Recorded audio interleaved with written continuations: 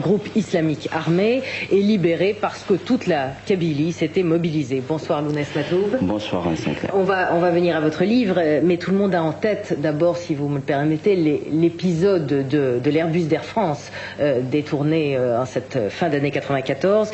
Est-ce que vous avez été surpris qu'ils osent s'attaquer à un tel symbole français? Non, je n'ai pas été surpris, c'était prévisible. Mais tout d'abord, avant d'être transporté politiquement, je voudrais que je dise, que j'explique aux téléspectateurs que je suis transporté dans une sphère que je n'ai pas choisie. Oui, vous êtes représentant de la culture berbère. C'est au nom de la défense de cette culture berbère que vous avez été plus que maltraité, puisque vous avez reçu des balles dans la peau en 88 du gouvernement de l'époque, que vous avez été donc par tous les gouvernements ou par toutes les forces politiques en Algérie très maltraité, c'est moins qu'on puisse dire. Donc je voudrais expliquer que être berbère dans notre pays, être dans le camp du mouvement culturel berbère ne veut pas dire être contre l'arabe. Ça, c'est très important. C'est-à-dire pour éclairer les téléspectateurs. Malheureusement, je m'excuse, malheureusement, toutes les facettes du pouvoir qui se sont succédées et qui se sont réclamées de proclamer ou revendiquer de l'arabo-islamisme ont montré un ostracisme sévère à l'égard de cette culture ancestrale. Et c'est pour ça que vous avez été victime plusieurs fois.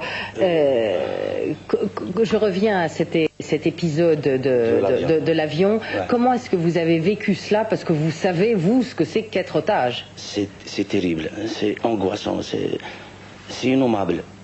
Je ne trouve pas les mots pour qualifier cet acte odieux, cet acte fasciste. Cette semaine, deux journalistes algériens ont été assassinés.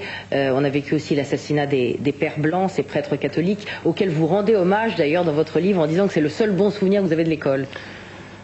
Exact. C'était ces pères blancs.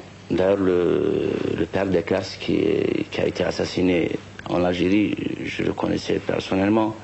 C'était des gens qui m'avaient ouvert les yeux, surtout pour ce combat identitaire. À aucun moment, ces pères blancs ne m'ont enseigné autre chose qu'à être moi-même. Donc j'ai été révolté, j'étais dans tous mes états quand j'ai appris cet acte barbare à l'encontre de ces pères blancs. Donc ces forces du mal sont à craindre même dans l'avenir. Parce qu'il n'est pas exclu que les intégristes ne frapperont pas en France, ailleurs, parce que je les ai entendus fomenter, parler dans les casemates. Vous prenez les menaces au sérieux du GIA? La preuve est là. Je crois que le détournement de l'Airbus d'Air France est là pour confirmer ce que je dis. Alors vous racontez dans ce livre, Rebelle, votre enlèvement et particulièrement le trajet en voiture après qu'il vous ait enlevé, où on vous a dit « toi tu es l'ennemi de Dieu ». Ça donne une coloration très particulière de ce que c'est que ce combat. C'est au nom d'un certain fanatisme religieux. Oui, c'est ce qui fait peur, c'est ce qui est à craindre dans le futur aussi. J'avais peur, en Sinclair, j'avais peur. Quand ils m'avaient enlevé, et quand je me suis remémoré tous mes compagnons, les gens que j'ai connus, qu'on avait enterrés, ils n'avaient peut-être, par sans prétention aucune, fait peut-être le 1/10 ou le 1/100 de ce que j'ai fait à l'encontre de ces gens.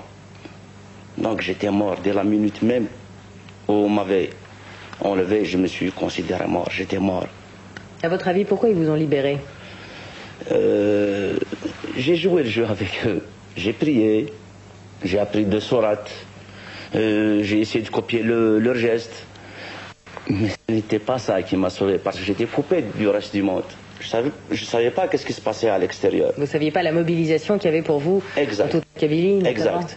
Mais quand je suis sorti, quand j'étais libéré, et que j'ai vu cette formidable solidarité, c'est là que j'ai compris que ces gens-là ne sont pas aussi invulnérables qu'ils le prétendent. Qu'est-ce qui peut les toucher? Quelque part, ils sont vulnérables. Ils avaient peur. Parce que leur but, c'était de s'accaparer la Kabylie. Parce que la Kabylie, de tout temps, a été le fief de la résistance. Aujourd'hui, beaucoup de gens disent qu'est-ce que c'est que cette résistance? Alors que la résistance, c'est une légitime défense. On ne lance pas des assauts, on subit des assauts. Alors, leur but, c'était de faire tomber cette palissade qui est la Kabylie. Et en travers moi, en travers peut-être ma popularité, ils ont voulu peut-être m'envoyer, peut-être les aider dans leur triste dessein. C'est vrai que j'ai joué le jeu, je leur ai dit je vais vous aider, je ferai ça, parce que c'était ma tête qui était en jeu. Aujourd'hui, vous êtes retourné en Algérie depuis votre libération, ou vous êtes tellement condamné à mort là-bas que c'est invivable, enfin, pour vous? Elle me manque beaucoup la Kabylie, surtout l'Algérie dans sa profondeur.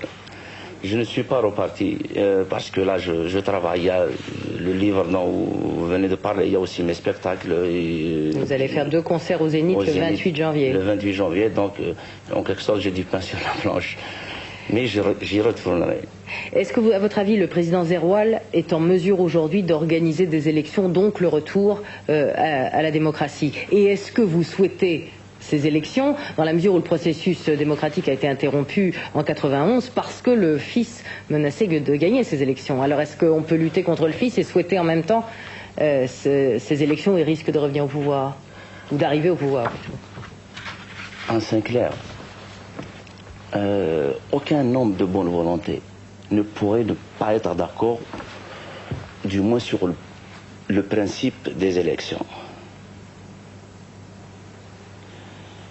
Mais aujourd'hui, on assiste à un terrorisme au quotidien. C'est des dizaines, des centaines de morts qu'on compte tous les jours. Donc le climat, je suppose, le climat n'est pas favorable à l'organisation de ces élections. Philippe de Villiers, vous avez écouté Lounès Matoub avec attention, j'ai vu.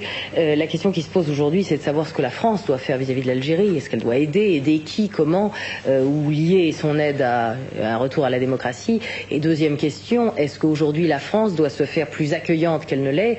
Et elle l'est, c'est vrai, beaucoup moins qu'hier, pour les opposants algériens qui souhaiteraient venir en France. Je crois que, d'abord, je voudrais saluer le courage de Matoub Lounès, où on dit Lounès, c'est votre prénom?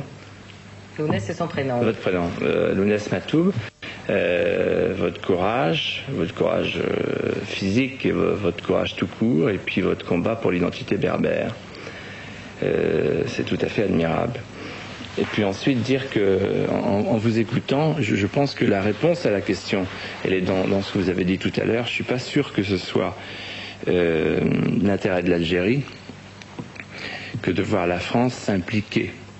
Je suis même certain du contraire. Moi, je pense qu'aujourd'hui, la France doit considérer l'Algérie comme un État indépendant, mais ne pas s'impliquer en choisissant l'une des factions en présence, d'une part pour ne pas importer chez nous cette guerre civile, et d'autre part parce que ce que veut le fils aujourd'hui, et je crois que vous l'avez dit récemment dans une interview, c'est pouvoir se débarrasser de ses adversaires en les envoyant dans toutes les bases arrières européennes. Et je voudrais que vous confirmiez devant les téléspectateurs français ce que vous avez dit dans une interview récente à un grand hebdomadaire français, en disant qu'un de vos geôliers, que vous avez reconnu, vous a dit avoir été contacté dans une mosquée de la banlieue parisienne, et que par ailleurs, les autres geôliers vous avez dit, nous, de toute façon, on va d'abord faire de l'Algérie une république islamique, puis du Maroc, puis la Tunisie, puis la France. Ça veut dire que la France est en train de devenir une des bases arrières. Excusez-moi, mais là, vous n'avez pas répondu à la question d'Anne Sinclair. Essayez de répondre d'abord à la question d'Anne Sinclair concernant le sort des démocrates qui veulent se réfugier en France. Mais avant de me poser cette question... J'ai répondu, mais je l'ai répété. Non, je suis désolé. Rapidement, Philippe de Villiers, vous répondez alors sur, en effet, la question que je vous ai posée sur est-ce qu'aujourd'hui on devrait aider plus qu'on ne le fait et alors, j'ai dit, la France ne doit pas s'impliquer. Ça veut dire que le fait d'envoyer, par exemple, 6 milliards de francs par an à la caste militaire répressive d'Alger, pour moi, c'est de l'argent inutile et dangereux dont on ne connaît pas l'utilisation parfaitement. On aurait dû le faire depuis longtemps d'ailleurs, parce que en s'exposant ainsi, on s'expose à être la cible. On l'a bien vu avec l'affaire Garbus. On s'expose à être la cible. Nous, notre territoire. Moi, je demanderais simplement. Et en toute honnêteté, de demander à la France de ne pas servir de base arrière au fils. Aux intégristes, excusez-moi, et de penser quand même au sort des démocrates, parce que les frontières sont aujourd'hui fermées, et ces démocrates sont la proie privilégiée du pouvoir, d'un pouvoir corrompu, et des intégristes. Donc je crois que ça c'est très très important. Quant à souligner, vous savez, les extrêmes, ils se rejoignent d'une manière ou d'une autre. Ça me rappelle, je vous renvoie à un journal de l'extrême droite française qui s'appelait, je crois, Minute, qui disait « Aucune voix ne doit manquer au fils ». C'était en 1991. Pour être très complet, le droit d'asile est un droit sacré. C'est un droit individuel, régalien, accordé par l'État à des gens qui sont persécutés. C'est clair. La France ne faillira pas à sa tradition. En revanche, là, ce dont on parle, ce serait un exode massif de toute une population. Et vous avez vous-même dit récemment, me semble-t-il, dans l'Express, que ce serait vider finalement l'Algérie de sa substance que de procéder de cette manière. Je crois que ce n'est pas la solution, ce n'est pas l'intérêt d'Algérie à terme, et ce n'est pas l'intérêt de la France. Je vous remercie Philippe de Villiers, merci à vous aussi Lounès Matoub. Je rappelle donc le titre de votre livre Rebelle, paru chez Stock, et à vos admirateurs qui aiment votre musique et vous entendre sur scène, ils peuvent le faire le 28 janvier au Zénith. Merci à vous d'être venu nous parler de l'Algérie. Merci Philippe de Villiers.